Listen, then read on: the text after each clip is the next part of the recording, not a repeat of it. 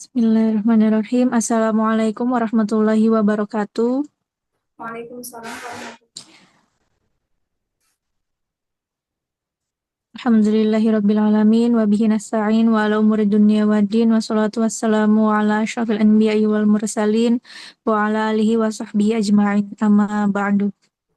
Bismillahirrahmanirrahim. Untuk pertemuan kali ini kami dari kelompok 8 mata kuliah fikih insyaallah akan menjelaskan tentang sholat jamak dan sholat qashar dengan anggota Ibu Yayan Mailiana, saya Syifa Maulida Putri, dan Pak Abdurrahman. Untuk saya, Syifa Maulida Putri sebagai moderator. Untuk pemateri, Ibu Yayan Mailiana. Untuk mempersingkat waktu, mangga dipersilahkan Ibu Yayan untuk dimulai presentasinya. Ya. Sebelumnya, Assalamualaikum warahmatullahi wabarakatuh. Waalaikumsalam warahmatullahi wabarakatuh. Saya Yayan Mailiana Prihatin dari kelompok 8 perwakilan untuk memaparkan materi fikih dengan tema sholat jamak qashar dan sholat jamak dan sholat qashar. Pengertian dari sholat jamak yaitu menggabungkan dua waktu sholat fardu yang berbeda menjadi satu waktu dalam pelaksanaannya. Bisa dilakukan dengan dua cara. Yang pertama, jamak takdim, menggabungkan sholat kedua ke waktu sholat yang pertama. Yang kedua yaitu jamak takhir, menggabungkan sholat pertama ke waktu sholat yang kedua. Untuk sholat qashar sendiri, yaitu memendekkan rakaat sholat yang biasanya 4 rakaat menjadi 2 rakaat khusus bagi musafir atau dalam perjalanan. Berlaku hanya untuk sholat zuhur, asar, dan isya yang jumlahnya 4 rakaat, sedangkan maghrib dan subuh tetap seperti biasa. Dasar hukum sholat jamak dan qashar pada Al-Quran surat An-Nisa ayat 110 yaitu memberitahukan keringanan memendekkan dan menjamak sholat bagi musafir. Untuk hadis pada hadis riwayat Bukhari Muslim, Rasulullah SAW menjamak antara sholat zuhur dan asar, maghrib dan isya ketika bepergian. Menurut ijma atau para ulama sepakat bahwa jamak dan qashar diperbolehkan bagi orang yang bepergian dengan jarak tertentu dan memenuhi syarat. Syarat sholat jamak dan qashar. Sholat jamak yang pertama yaitu musafir atau dalam keadaan darurat. Yang kedua, menyatukan dua waktu sholat yang berbeda. Yang ketiga, niat jamak harus dilakukan pada awal sholat. Yang keempat, tidak ada jeda perbuatan yang memutus sholat antara dua sholat yang dijamak. Untuk sholat qashar, satu, berstatus musafir dengan jarak perjalanan minimal sekitar 80-82 km tergantung madhab yang dianutnya. Yang kedua, tidak berniat menetap lama di tempat tujuan minimal kurang dari 4 hari tergantung madhab. Yang ketiga, niat qashar pada setiap sholat yang dimulai. Untuk tata cara sholat jamak takdim, yang pertama, berdiri menghadap kiblat, takbiratul ihram disertai niat jamak takdim, misal zuhur dan asyar dijamak pada waktu zuhur. Melaksanakan sholat pertama, misalnya zuhur sampai salam. Berdiri lagi langsung tanpa jeda. Takbiratul ihram dengan niat sholat kedua, misal asar, langsung melaksanakan sholat yang kedua sampai salam. Sedangkan tata cara sholat jamak takhir yaitu dilaksanakan pada waktu sholat yang kedua, misal zuhur dan asar dijamak pada waktu asar. Takbiratul ihram disertai niat jamak takhir, misal asar dan zuhur dijamak pada waktu asar. Yang ketiga, melaksanakan sholat yang pertama asar sampai salam. Yang keempat, berdiri langsung sholat tanpa jeda. Takbiratul ihram dengan niat sholat yang kedua zuhur, melaksanakan sholat kedua sampai salam. Sedangkan tata cara sholat qashar yaitu satu, niat qashar disertai saat takbiratul ihram. Yang kedua, memendekkan sholat 4 rakaat menjadi 2 rakaat. Yang ketiga, melaksanakan sholat seperti biasa hanya 2 rakaat saja, yaitu untuk yang 4 rakaat. Zuhur, asyar, isya itu dilakukan hanya 2 rakaat. Maghrib tetap 3 rakaat dan subuh tetap 2 rakaat. Niat sholat jamak dan qashar. Niat jamak takdim qasr zuhur dan asar. Usolli fardhu dhuhri rakaataini qasron majmu'an ilaihi asron ada alillahi ta'ala. Untuk niat jamak takhir qasr asar dan zuhur yaitu usolli fardhu asri rakaataini qasron majmu'an ila dhuhri ada alillahi ta'ala. Niat qasr zuhur usolli fardhu dhuhri rakaataini qasron ilahi ta'ala. Jadi kesimpulannya yaitu sholat jamak dan qasar merupakan kemudahan syariat Islam untuk memudahkan ibadah dalam perjalanan atau kondisi sulit. Harus memenuhi syarat dan tata cara yang benar agar sholatnya sah. Keduanya memperlihatkan keringanan dan fleksibilitas dalam menjalankan perintah ibadah. Tidak boleh menjamak sholat subuh dengan apapun. Tidak boleh menjamak sholat asar dengan maghrib. Bagi mukim atau orang yang tidak bepergian, qasar tidak sah, tapi jamak itu boleh selagi ada uzur seperti hujan ataupun sakit. Mungkin itu materi yang bisa saya sampaikan. Barangkali ada pertanyaan, nanti bisa ditampung dulu sambil saya mencari jawaban. Silahkan. Baik. Terima kasih atas materi yang telah diberikan. Selanjutnya kita masuk kepada sesi tanya jawab. Untuk pertanyaan yang pertama, bagaimana pandangan ulama mazhab Hanafi dan Syafi'i mengenai jarak minimal safar yang memungkinkan sholat jamak dan qasar, serta implikasinya di era transportasi modern? Selanjutnya, pertanyaan yang kedua, apakah sholat jamak dan qasar boleh dilakukan secara permanen bagi pekerja yang sering bepergian, seperti supir truk atau pilot, dan apa batasannya menurut fatwa Majelis Ulama Indonesia? Pertanyaan ketiga, jika seseorang lupa melakukan sholat jamak atau qasar saat safar dan baru ingat setelah kembali ke rumah, bagaimana cara mengkodonya dan apakah ada dosa yang timbul? Untuk pertanyaan sesi pertama, mungkin itu Bu pertanyaannya. Baik, saya mencoba menjawab untuk pertanyaan yang pertama. Tadi pertanyaannya adalah bagaimana pandangan ulama mazhab Hanafi dan Syafi'i ya mengenai jarak minimal safar yang memungkinkan sholat jamak dan qasar serta implikasinya di era transportasi modern.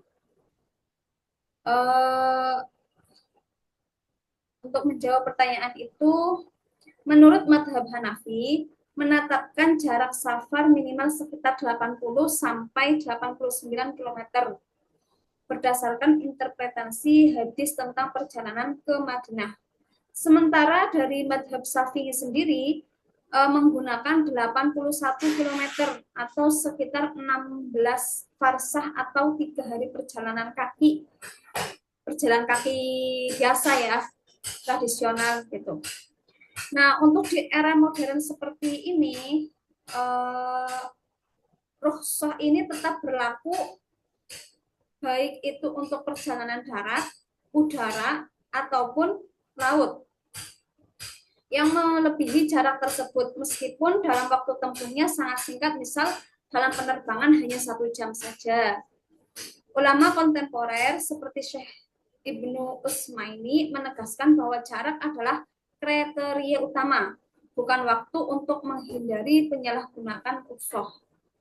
Dalil yang digunakan yaitu pada Quran Surat An-Nisa ayat 110, yaitu keringanan saat safar, dan hadis riwayat Bukhari tentang Nabi Muhammad SAW melaksanakan sholat qasar saat safar. Itu untuk jawaban yang pertama, Bu Syifa. Untuk Baik, Bu, sangat jelas. Pertanyaan yang kedua tadi, kalau tidak salah, apakah sholat jamak dan qasar boleh dilakukan secara permanen bagi pekerja yang sering bepergian, seperti sopir truk atau pilot, dan apa batasan menurut fatwa MUI? Jawabannya adalah tidak boleh dilakukan secara permanen ya Bu ya. Rukhsah ini khusus untuk safar sementara atau musafir. bukan untuk perjalanan yang menetap atau perjalanan rutin yang menjadi rumah atau seperti pekerjaan tetap. Jadi, jika perjalanan menjadi gaya hidup, statusnya kembali ke mukim atau penduduk tetap dan sholat dilakukan secara sempurna. Sedangkan menurut fatwa MUI nomor 6 tahun 2003, batasannya adalah niat safar sementara tidak lebih dari 4 hari berturut-turut tanpa istirahat. Dan pekerja seperti pilot harus menyesuaikan dengan waktu tiba di tujuan. Jika memungkinkan, lakukan sholat sempurna untuk menjaga kekhusyuannya. Dalil yang digunakan adalah hadis riwayat Muslim tentang Nabi Muhammad SAW yang hanya melakukan jamak saat safar sungguhan, dan Quran surat Al-Baqarah ayat 239 yang menekankan keringanan sementara. Untuk jawaban pertanyaan yang ketiga, tadi pertanyaannya, jika seorang lupa melakukan sholat jamak atau qashar saat safar dan baru ingat setelah kembali ke rumah, bagaimana cara mengkodenya dan apakah ada dosa yang timbul? Jawabannya, untuk kodo dilakukan dengan sholat sempurna tanpa jamak dan qashar. Segera setelah ingat. Jadi setelah ingat langsung melaksanakan kodo sholat tersebut secara sempurna. Karena ruh safar sudah berakhir. Misalnya, jika lupa zuhur saat safar, kodok sebagai 4 rakaat penuh di rumah. Tadi apakah dosa? Tentu tidak ada dosa jika kelupaan ya, karena jika lupa itu tidak ada dosa. Asal segera kodok tanpa sengaja meninggalkan sholat. Namun jika sengaja tanpa udzur termasuk dosa besar karena sholat wajib disarankan taubat dan istighfar. Untuk dalil yang digunakan yaitu hadis riwayat Abu Dawud tentang kewajiban qada sholat yang terlewat. Dan prinsip fikih, rusuh tidak boleh dijadikan kebiasaan untuk mencegah kelalaian. Mungkin itu jawaban yang bisa saya sampaikan, pertanyaan dari Bu Siva. Mungkin apabila ada jawaban yang kurang sempurna atau kurang jelas, atau ada tambahan, monggo silahkan. Baik, terima kasih. Alhamdulillah, sangat jelas sekali untuk pertanyaannya. Selanjutnya, untuk sesi kedua, Bapak Abdurrahman, apakah ada pertanyaan? Dipersilahkan, Bapak. Ya, iya Bu, baik Bu, terima kasih. Sini kaitannya dengan sholat jamak dan qashar. Ini saya mau bertanya untuk pertanyaan yang pertama, yaitu mengapa Islam memberikan keringanan berupa sholat jamak dan qashar bagi musafir? Itu untuk pertanyaan yang pertama.